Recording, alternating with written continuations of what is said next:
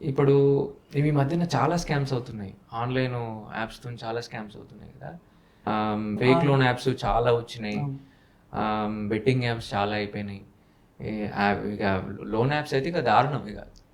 ఇప్పుడు ప్రతి వాళ్ళ మొబైల్‌లో లోన్ యాప్స్ అయితే ఉంటున్నాయి. అంటే నేను చూస్తుంటాను కదా! ప్రతి వాళ్ళ ఆ! లోన్ యాప్స్ ఉన్నాయి. అది రికమెండెడ్ కాదు. లోన్ యాప్స్ అనేది మీరు కుదిరితే బ్యాంక్స్‌ని అప్రోచ్ అవ్వండి. వాళ్ళు చెప్పిన ప్రాసెస్ కూడా ఈజీగానే ఉంటది. అదేమి కష్టమేం కాదు. మీరు ఏంటంటే అవి యాప్స్ డౌన్‌లోడ్ చేసుకోవడం వల్ల ఏమవుతదంటే ఆ రేట్ ఆఫ్ ఇంట్రెస్ట్ 36%, 48% పడుతుంది. అయన్నీ అసల చేయగలిగింది కాదు. ఒక పర్సన్ వాటిలలో పేషెంట్ 36, 46, 48 అంటున్నారు. హ్మ్. అంటే నెలకు 3-4 రూపాయలు. అవును. మరి మీ బ్యాంక్‌లో ఎంతుంటది? మా దగ్గర 90 పైసా నుంచి మాక్సిమమ్ ఆఫ్ 1 రూపీ ఉంటుందన్నమాట.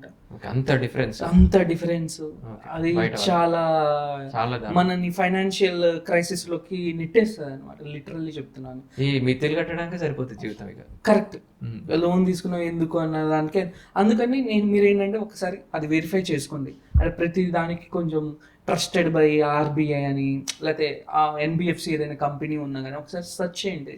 అది కరెక్టేనా? ఎన్‌బీఎఫ్‌సీ ఎలా ఉంది? వాటి ఎట్లా ఉంటుంది? వాళ్ళ వడ్డీలు ఎట్లా చార్జ్ చేస్తున్నారు? కొంచెం ఆ ప్లే స్టోర్ నుంచి డౌన్‌లోడ్ చేసేటప్పుడు ఒకసారి కామెంట్స్ చదవండి. రివ్యూస్ చూడండి ఒకసారి. మనం ఏదో అమౌంట్ అర్జెంట్స్ ఉంది కదా అని డౌన్‌లోడ్ చేసుకోవడం వల్ల మన కాంటాక్ట్స్ అన్నీ వాళ్ళకెళ్ళిపోయి వాళ్ళు హెరాస్ చేస్తున్నారు. సో అవునవును. ఆ చూసుకోండి అదొక్కటి హరాస్మెంట్ మాత్రం. వల్ల కొందరు చనిపోతున్నారని కూడా కరెక్ట్. విన్నాను. కరెక్ట్. పోతున్నారు. కరెక్ట్.